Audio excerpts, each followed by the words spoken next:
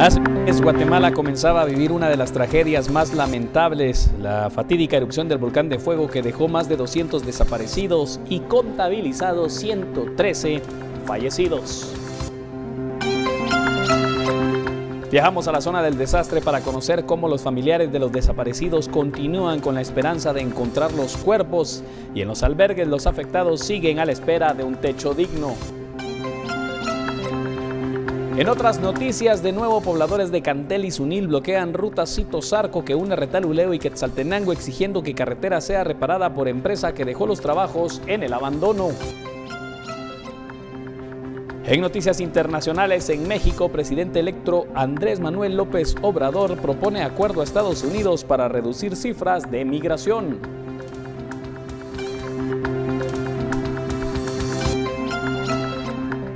Y 12 niños y entrenador de fútbol que permanecen atrapados en cueva inundada en Tailandia deben recuperar fuerzas antes de iniciar delicada evacuación que podría tardar meses.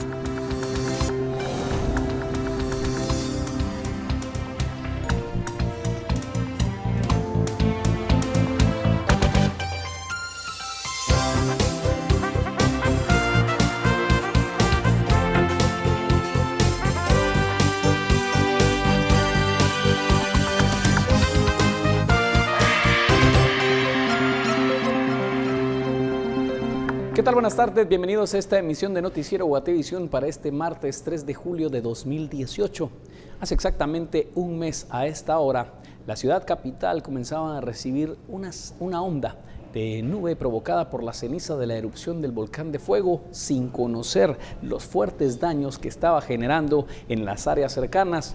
Con el paso de las horas se inició a conocer de una tragedia que hasta hoy continúan viviendo habitantes de por lo menos 3 departamentos, específicamente de Escuintla, Chimaltenango y Zacatepeques. Hoy específicamente se cumple un mes de esa terrible erupción del volcán de fuego y con este tema vamos a iniciar, pues muchas personas continúan aún en distintos albergues. Según los datos de la Coordinadora Nacional para la Reducción de Desastres San Miguel Los Lotes, 186 viviendas quedaron destruidas y hay por lo menos 750 en riesgo. Miles de personas perdieron sus hogares, entre ellos ancianos que no saben cuál será su futuro, pues aún viven en albergues. A un mes de la trágica erupción del volcán de fuego, todavía hay 3.643 personas en 16 albergues ubicados en Escuintla y Alotenango. Uno de los más grandes, con 429 albergados, es Nuestra Señora de Guadalupe, un lugar que se ha convertido en el hogar de niños, adultos y ancianos. Muchos menores pasan sus días jugando. Hay grupos de personas que les llevan piñatas y así el amargo recuerdo de la tragedia se desvanece. Pero para las personas más grandes la situación es más difícil, pues su futuro es incierto. Platicamos con doña Mercedes Zamora, de 83 años, que tuvo que huir de su casa junto a su esposo. Ella tenía aproximadamente 50 años de vivir en la aldea El Rodeo y nunca había vivido algo como lo que sucedió. Para nada, hasta ahora esta vez. Sí, el volcán sí siempre echa lava, pero no ha sido como fue ahora. Ahora sí fue tremendo. ¿Usted estaba en su casa? Sí, estaba en la casa el día domingo, como a las 2 de la tarde. Cuando dije, oí yo pues el retumbo del volcán. Le dije a la patoja que estaba lavando, le dije, oí, reventó el volcán. Le dije. No, me dijo ella, yo que no, me dijo. Al rato venían pues huyendo la gente, motos, carros que venían huyendo. Salgan, decía, salgan porque viene la lava, salgan. Y nosotros no quisimos salir el día domingo. Vaya, se calmó, por ahí de las 4 se calmó. Y ya dormimos tranquilos y todo. El día lunes a la misma hora igual otra vez. Entonces sí venían todos los de la ambulancia, policías y todos venían y que saliéramos. Y nos sacaron. Ella está en este albergue desde el 4 de junio pasado, mientras sus nietas visitan y cuidan su casa y sus pertenencias, pues no tuvieron tiempo de sacar nada, y aquí solo guardan cobijas y colchones que personas de buen corazón les han donado. De regresar tenemos que regresar, pero al ver la cosa seria tenemos que ver qué hacemos, y no tenemos para dónde. Según el último informe de la Conred publicado el 1 de julio, hubo más de 1.700.000 personas afectadas, 823 personas evacuadas, 8.534 atendidas, 28 heridos y 113 personas fallecidas. Además, se menciona que hay 197 personas desaparecidas, aunque los mismos afectados aseguran que hay miles de personas en la comunidad San Miguel Los Lotes todavía soterradas. Por Una Guatemala en Paz, Paula Osaeta y Jorge Hernández.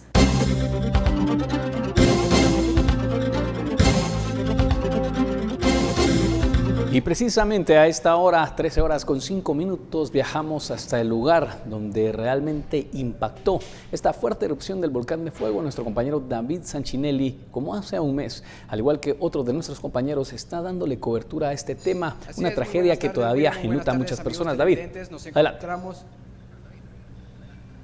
Así es, muy buenas tardes, William, muy buenas tardes, amigos televidentes. Nos encontramos exactamente en el área de El Rodeo. En este lugar pues se encuentran las autoridades de la Policía Nacional Civil, donde pues no dejan entrar a las personas de este sector, asimismo a las personas que todavía cuentan con sus familiares en el área afectada por el volcán de fuego, donde señalan que pues las autoridades no dejan ingresar para recuperar los cadáveres. Como se puede observar, aquí se encuentran los elementos de la Policía Nacional Civil, donde únicamente dejan el ingreso de covial, asimismo de las autoridades que se encuentran realizando pues la limpieza de la ruta nacional la ruta nacional 14. Asimismo pues todavía hay personas que también vienen a este sector a dejar alimentos. Cabe mencionar que ayer el presidente pues autorizó que se decretara pues por 30 días más el estado de calamidad tras la tragedia del volcán de fuego.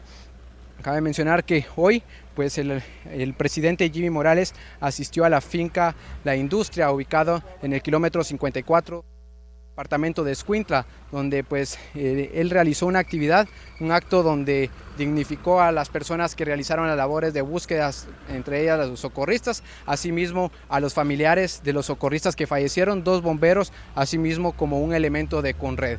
Aquí hay familiares que no han podido ingresar, también hay algunos que señalan que las autoridades no los dejan ingresar las maquinarias, solo hay maquinarias del gobierno, sin embargo pues ya no les están dejando ingresar a este sector las maquinarias para recuperar los cadáveres a un mes de la tragedia del volcán de fuego. Nos encontramos con uno de los vecinos de este sector. Muy buenas tardes, ¿cuál es su nombre? Buenas tardes, Edgar Orlando García Alvarado. ¿Nos podría comentar respecto a el trabajo que las autoridades están haciendo allá adentro con las maquinarias? ¿Estas maquinarias los están ayudando a ustedes para recuperar a sus familiares los cadáveres o qué es lo que están haciendo?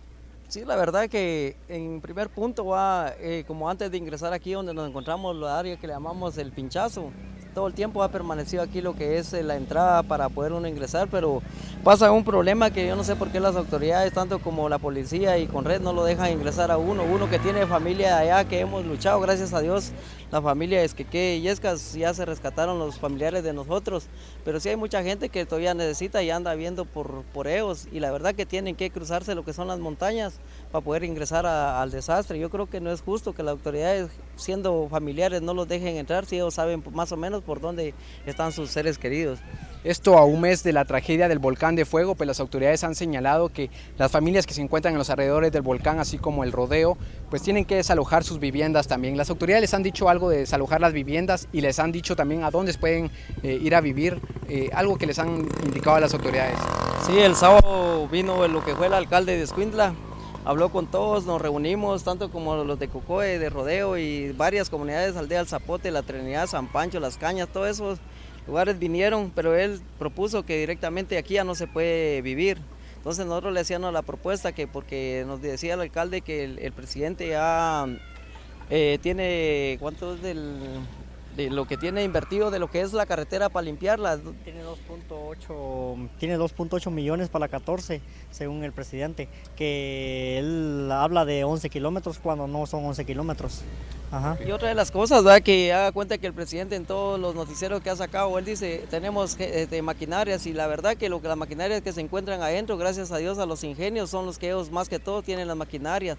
Otra que él debería tomar en cuenta, cómo es que gente que necesita maquinaria para sacar sus seres queridos, ellos están pagando por hora para poder sacar a sus seres queridos, en lugar de apoyarlos y decir ellos que tienen dinero para componer la calle, ¿por qué no acomodarse a los familiares y darles a la ayuda que ellos se merecen? Solo para terminar, aún hay familiares en la zona cero afectada que a nosotros nos dejaron ingresar a este sector. ¿Hay aún familiares rescatando cadáveres de las víctimas del volcán de fuego? Todavía se encuentran, todavía están sacando cadáveres ahí, todavía hay familiares que tienen máquinas pagando ahorita todavía, por el momento están buscando.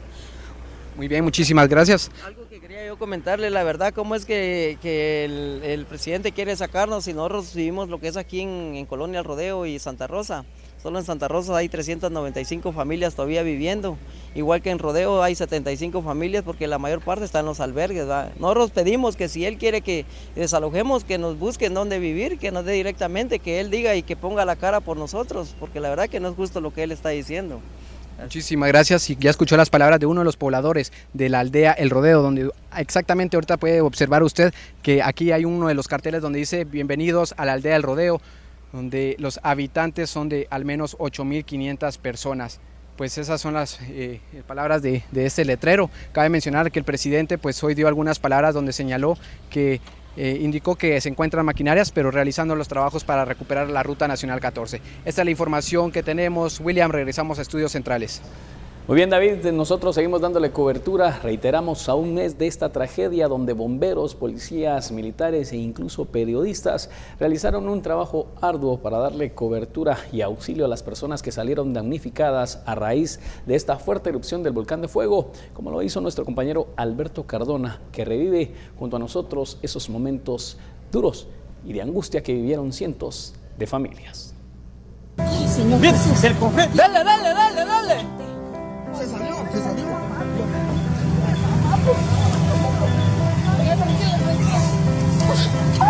Vámonos. El domingo 3 de junio, Alberto Cardona estaba de descanso, pero desde las primeras horas de la mañana recibió la alerta de los bomberos, pues el volcán de fuego estaba en erupción.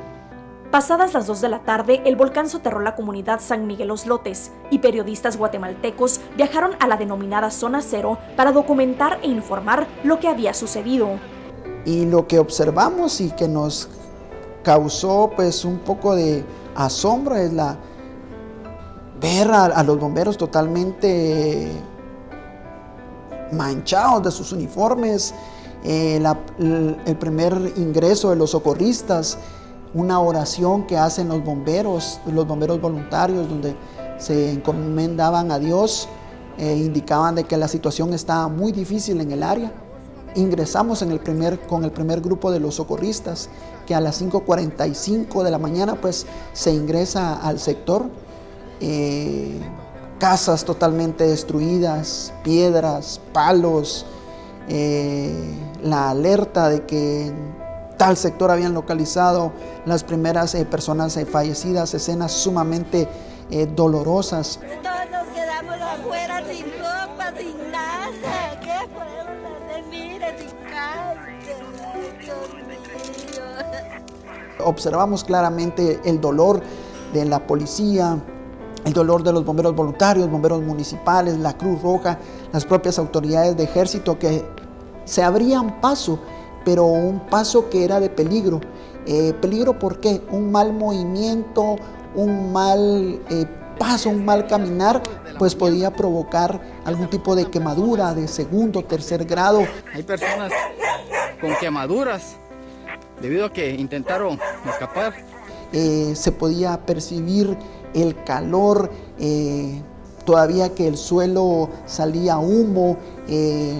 La primera información que nos brindan las autoridades es: miren, jóvenes de la prensa, caminen con cuidado porque acá el suelo está entre 200, 300 grados y esto podría generarles algún tipo de quemadura. Alberto, que tiene 14 años de trabajar para Noticiero Guatevisión, vivió el peligro de cerca. Y es que aproximadamente 24 horas después de la catástrofe, tuvieron que evacuar la Zona Cero. El temor los hizo correr para huir y salvar sus vidas. Hay un elemento de bomberos que está siendo trasladado. Sus reportajes y transmisiones en vivo mostraron la tristeza, el dolor y la desesperación de personas afectadas que a un mes de la tragedia quieren seguir buscando a sus familiares desaparecidos. Gente que ha perdido todo lo que tiene. ¿Qué es todo lo que ellos tenían? Sus fincas, tenían su ganado, sus caballitos, sus cerdos, sus aves de corral, y lo han perdido todo, han perdido sus viviendas. Más de 1000 personas que no tienen una vivienda.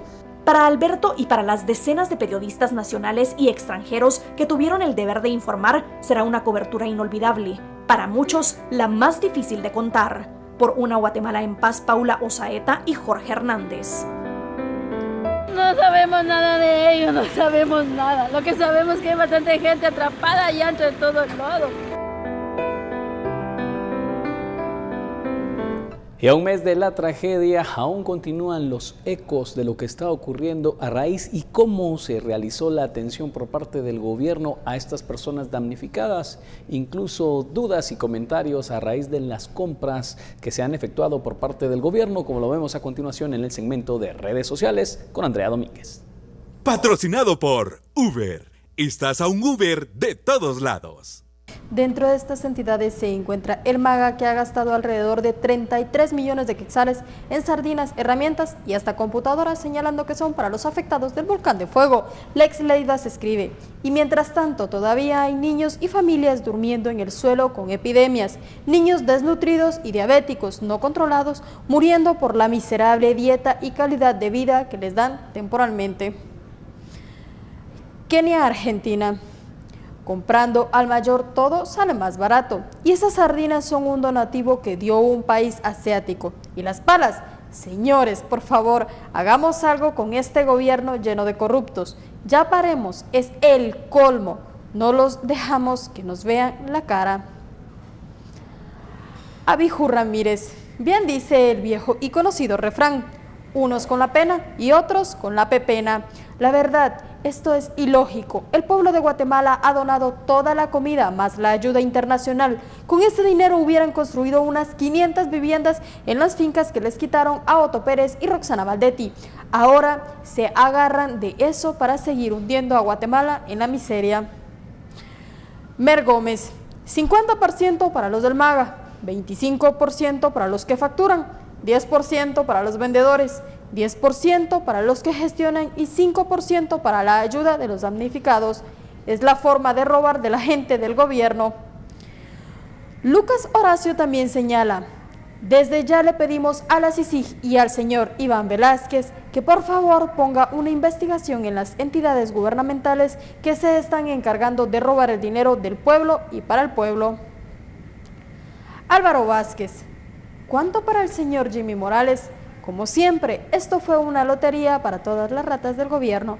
Para ver todos los detalles y esta investigación en la que se revela cuánto ha gastado el MAGA luego de la tragedia del volcán de fuego, lo invitamos a que visite nuestro portal guatevision.com y recuerde que usted puede estar atento de toda esta información también a través de nuestras redes sociales. En Facebook nos encuentran como Guatevision y en Twitter @Guatevision_TV.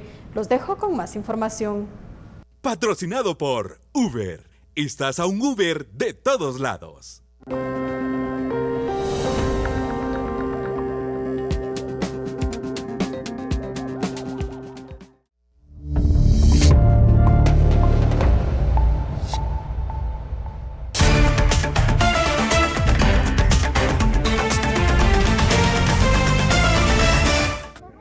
Al menos 5 puntos de la carretera entre Cantel y Sunil, ruta Cito-Zarco, que comúnmente la llaman, los que transitan diariamente por allí se encuentran bloqueados por vecinos que están inconformes con la reparación de la carretera. Ayer en la tarde y noche los vecinos iniciaron con la medida luego de que observaran a varias cuadrillas de trabajadores que solo realizaban bacheo, algo que los molestó, y demandaban una reparación íntegra del asfalto como el recapeo de la ruta por parte de la empresa Servicios Agroindustriales CGL. Este día el bloqueo inició desde las 6 de la mañana. En el transcurso de la manifestación se llegó a integrar una mesa de diálogo con el ingeniero encargado de la obra, Juan Lacayo, y los habitantes afectados. Lacayo informó que la comitiva de maquinaria para la reparación de la ruta se había extraviado en Sunilito, Suchitepeques, lo que aparentemente retrasaría los trabajos. Luego de la explicación del representante de la empresa constructora, se mandó una comisión a Sunilito para verificar la información proporcionada por el encargado de la obra y de constatar su veracidad, los vecinos prometieron el retiro de los bloqueos. Mientras tanto, se han visto afectados miles de transeúntes y pilotos al no poder circular sobre esta vía, afectando de múltiples maneras el comercio, la educación y el transporte en esta ruta que une los departamentos de Retaluleu con Quetzaltenango.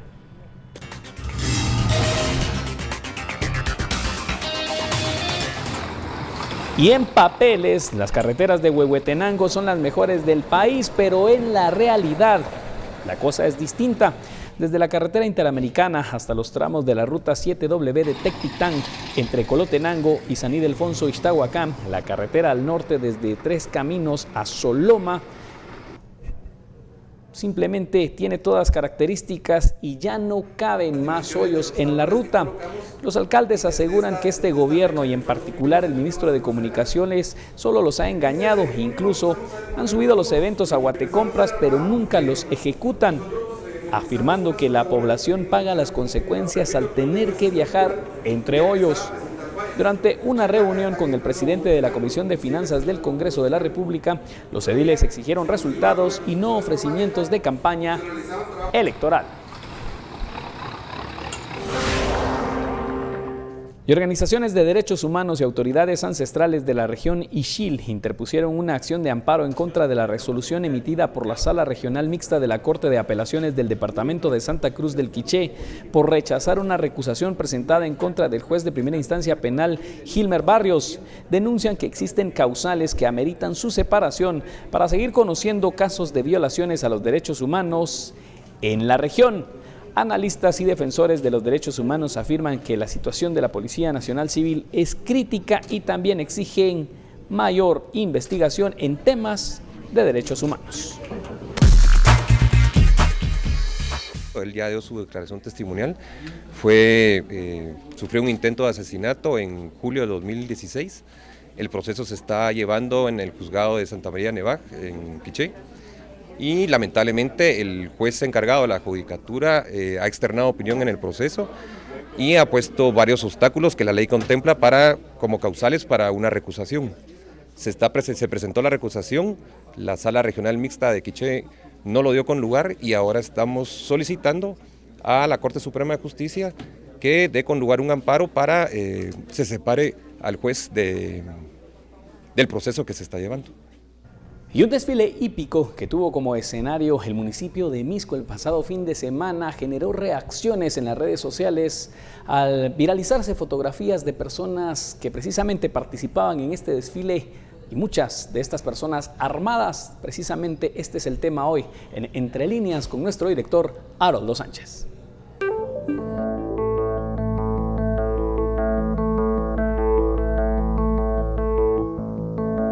El desfile hípico promovido por el alcalde de Misco el domingo fue una exhibición del más estilo narco mexicano. Eso de los bellos y finos caballos se podría aceptar. Lo que es condenable es que este funcionario compare su evento con los charros mexicanos, afirmando que ellos llevan armas, dando a entender que son muy machos.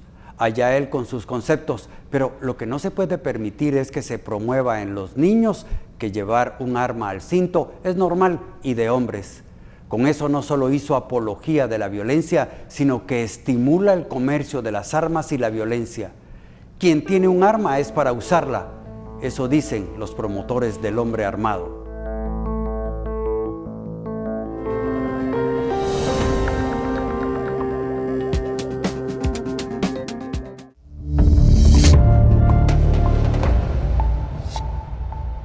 Les presentamos ahora las noticias que destacan a nivel internacional. Los 12 niños y su entrenador de fútbol encontrados vivos tras haber pasado 9 días sin víveres en una cueva inundada al norte de Tailandia tienen que ir recuperando fuerzas antes de iniciar una delicada evacuación bajo el agua que incluso podría tardar varios meses. La misión de búsqueda terminó con éxito y ahora queda la de rescate. Los 12 niños y su entrenador de fútbol, encontrados vivos tras haber pasado 9 días sin víveres en una cueva inundada del norte de Tailandia, tienen que recuperar fuerzas para empezar una delicada evacuación bajo agua. Pero el rescate no tendrá lugar aún. El nivel actual del agua implica un recorrido submarino que un buzo experimentado haría en unas 6 horas. un grupo de médicos llegó a donde se encontraban para evaluar su capacidad para bucear. Se llevaron equipos de buceo al interior de la cueva, víveres y medicamentos, y se está instalando una línea para que se comuniquen con sus padres. Los niños de entre 11 y 16 años fueron hallados el lunes por la noche junto a su entrenador de 25 años por buzos británicos. Se encontraban sanos y salvos a más de 4 kilómetros en el interior de la cueva. Y el izquierdista Andrés Manuel López Obrador, presidente electo de México, propuso un acuerdo a Estados Unidos para reducir la migración.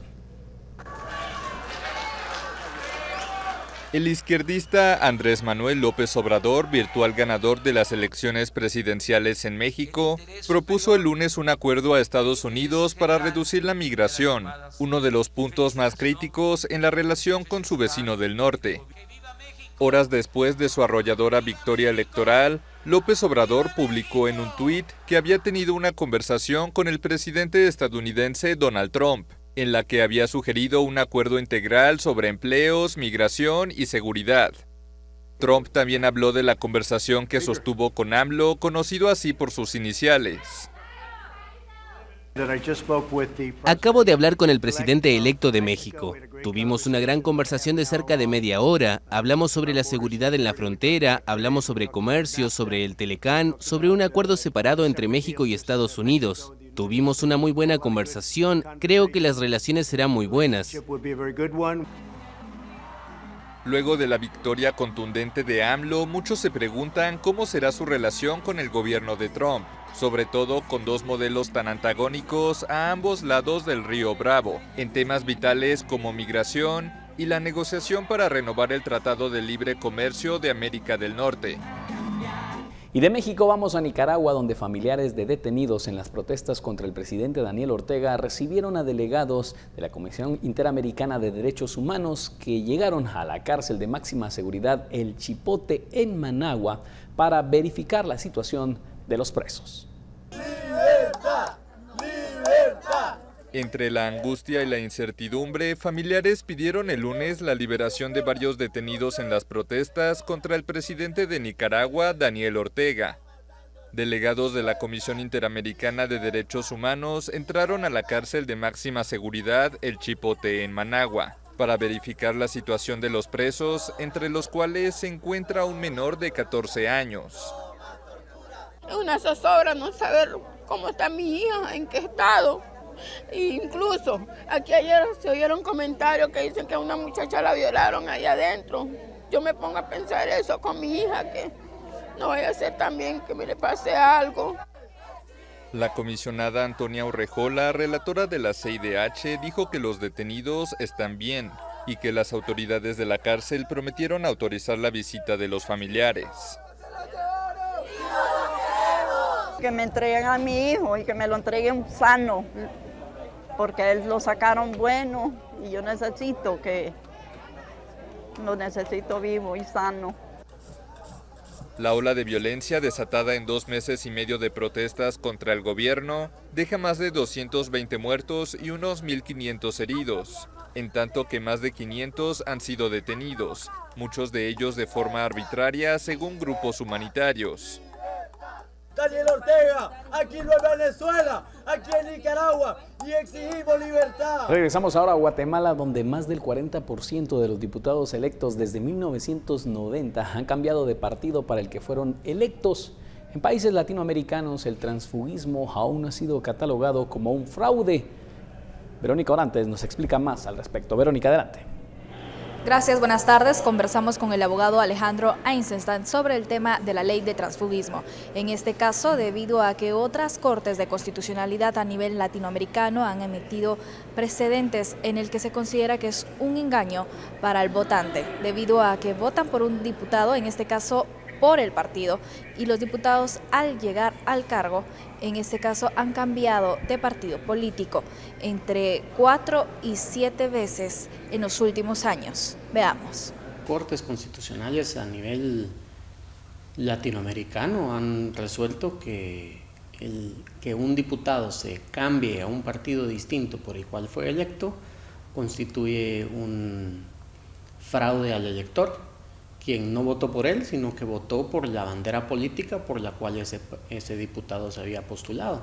Entonces no solo es un fraude de elector, sino que es una afronta a la soberanía que se manifiesta por medio del voto, especialmente en países como el nuestro, donde no votamos por individuos, sino que votamos por listados bajo banderas partidarias. Sí, Guatemala es un caso extremo de transfugismo, porque tenemos casos donde hay diputados que se han cambiado no una, no dos, sino que 7 veces de partido político.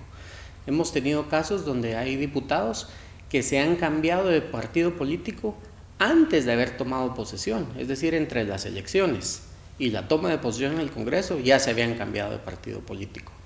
Eso es un engaño a los votantes y que demuestran una falta de ideología y de convicciones y que utilizan los partidos únicamente para llegar a un escaño y cumplir ahí no un plan de gobierno, sino que su plan personal.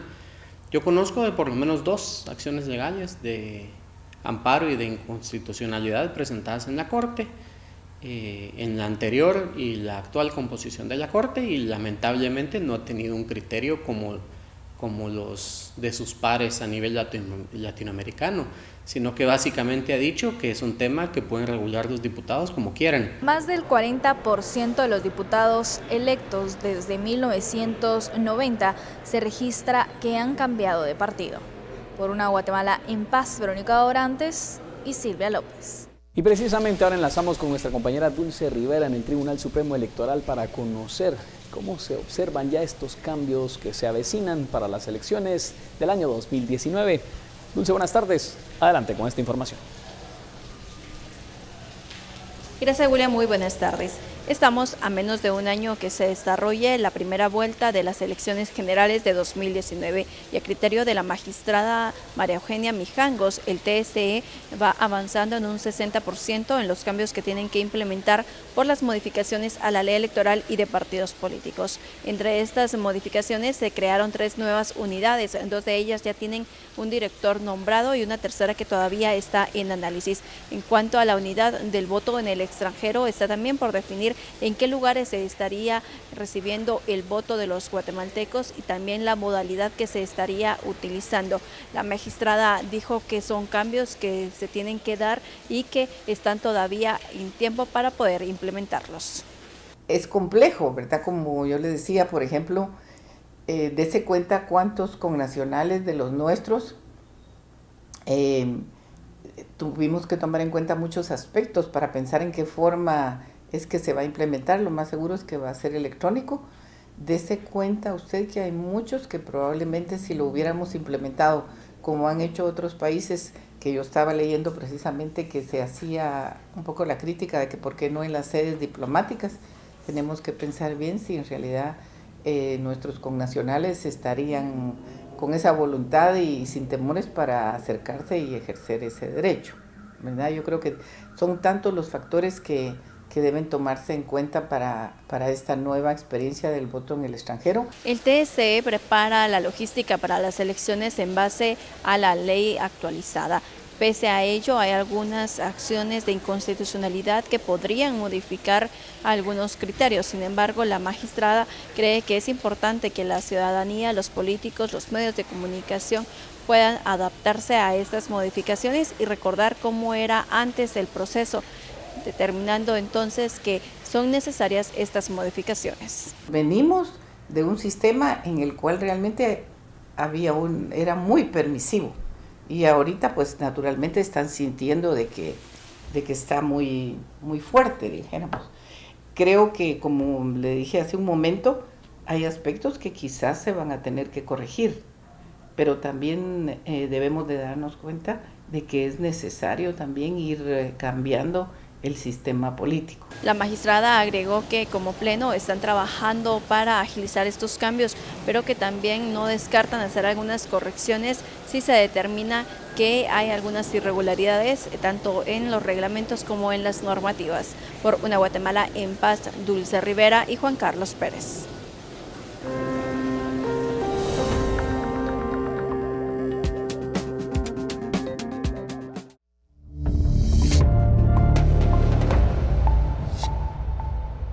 Y los municipios de San Bernardino, San Lorenzo y Santo Tomás La Unión le están apostando al ordenamiento territorial, un tema que las autoridades municipales le han puesto poca importancia.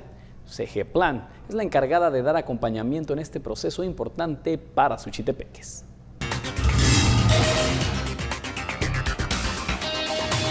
De las 21 municipalidades, 3 son las que han mostrado interés en el tema de ordenamiento territorial.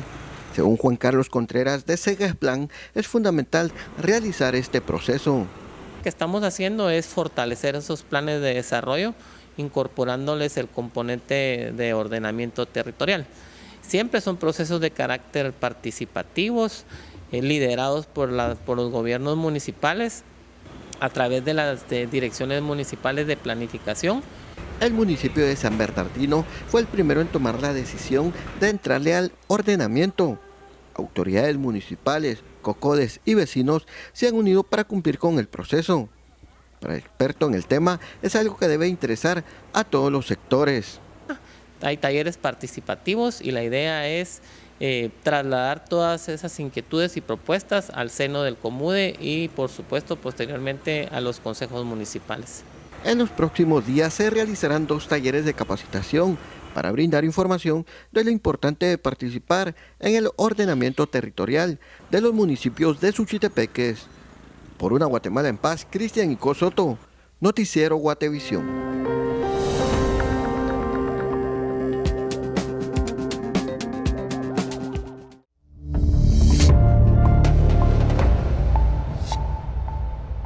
Continuamos con más noticias y estamos a minutos de que termine la fase de octavos de final en el Mundial de Rusia 2018 y los fanáticos siguen celebrando en las distintas ciudades esta fiesta del fútbol, como nos lo muestra El Color, gracias a Celasa.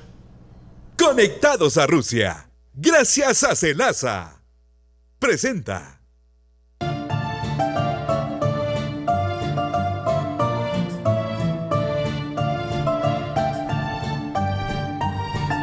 La conexión Rusia-Guatemala está con todos ustedes acá en mañanas plomizas, mañanas de cielos grises y por supuesto con el Fondo Universitario usted enciende ¿con quiénes? Con expertos en materiales eléctricos de Celasa en cada una de las tiendas del país.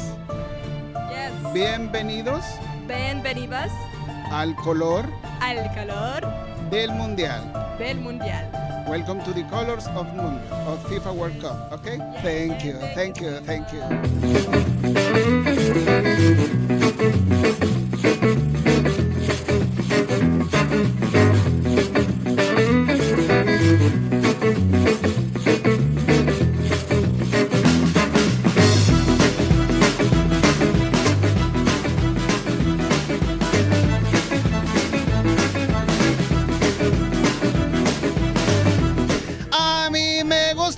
Pupusas con frío y salsa de tomate. Tienes que llevar a conocer Guatemala.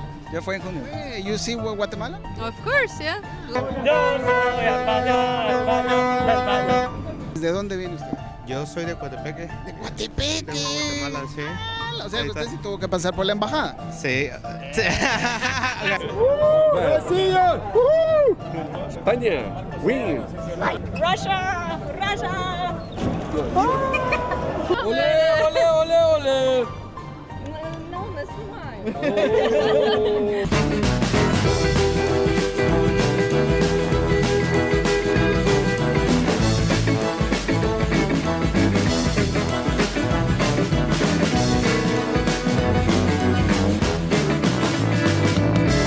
Oye María, oh Mascherano, oh Messi, chao, Messi, chao, Messi, chao, chao, chao, argentinos. La conexión Rusia-Guatemala en un día más, porque usted enciende el Mundial, sí, enciéndalo con los expertos en materiales eléctricos de Celasa. Desde Moscú, en cámara, Luis López, Francisco Aguilar, Guatevisión, gracias a Celasa.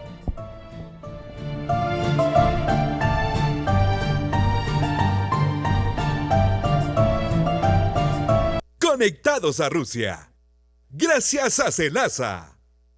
Presentó. Y regresamos ahora a Guatemala, donde las rondas infantiles son patrimonio musical. Hoy nos acercamos a un artista quien a través de su trabajo da a conocer estas rondas a las nuevas generaciones. Él es Raúl López, más conocido como Colibrí.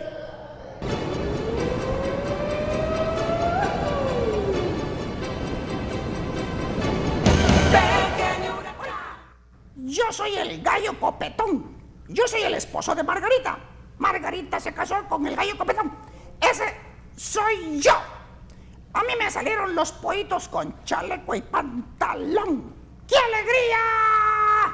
Bueno, vamos a cantar las rondas de Guatemala con Raúl Colibrí. Yo quisiera ser michito para entrar por tu ventana y robarme a la niña más galana. Michito mío, caza ratones por los rincones. Michito mío, caza ratones por los rincones. Yo quisiera ser michito. Según tu experiencia, ¿qué beneficios puede traer la ronda en la etapa de la niñez? Para empezar, la sociabilidad, ¿verdad? El acercarse más con los niños y las niñas.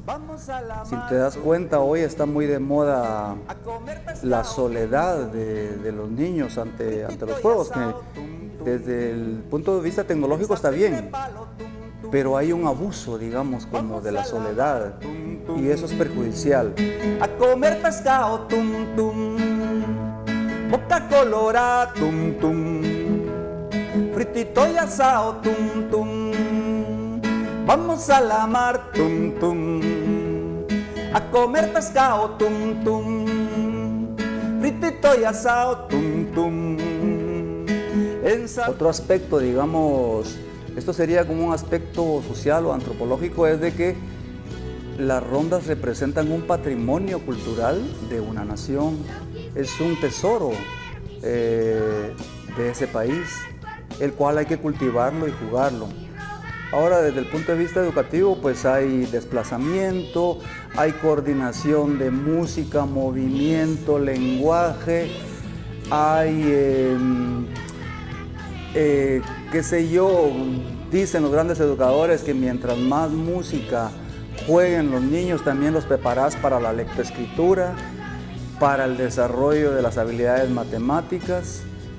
Total que hay quienes ponen el arte, la música, como un eje transversal de la educación.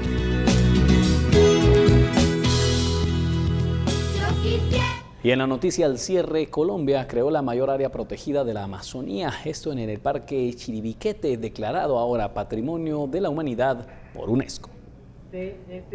Hace unos años estaba en una zona de conflicto armado y el domingo la UNESCO lo declaró Patrimonio de la Humanidad. Las comunidades indígenas de esta zona en Colombia consideran al Parque Chiribiquete como un centro natural del mundo, un centro que crece cada día más. El lunes el presidente Juan Manuel Santos anunció su ampliación en 2.700.000 hectáreas. Este parque tiene ahora 4.3 millones de hectáreas protegidas. Eso es de una inmensa importancia por la riqueza que ayer mismo fue reconocida por la UNESCO. El mandatario dijo que con la ampliación, el parque proveerá el 60% del agua a los ríos de la Amazonía colombiana. Chiribiquete es el mayor parque natural de Colombia y conserva uno de los más grandes ejemplos de biodiversidad del planeta. También alberga los tepuyes, grandes rocas de cientos de metros de alto y ancho, con más de 75.000 pinturas rupestres milenarias. Colombia es el segundo país más biodiverso del mundo por detrás de Brasil. Los bosques naturales abarcan más de la mitad de su superficie y sirven de hogar al 10% de las especies animales conocidas en el mundo. Y antes de finalizar, le informamos que aún no se conoce cuál será la selección, la última para pasar a los cuartos de final en el Mundial de Rusia 2018. Colombia ha logrado el empate en los minutos de reposición ya en el encuentro 1-1 frente a Inglaterra y ahora se preparan para la ronda de tiempos extras y también, de lo contrario, se irían a la definición por penales. Con esta información nosotros los dejamos. Gracias por su sintonía. Todo el resumen del Mundial de Rusia a las 6 de la tarde con nuestros compañeros de Deportes. Con permiso.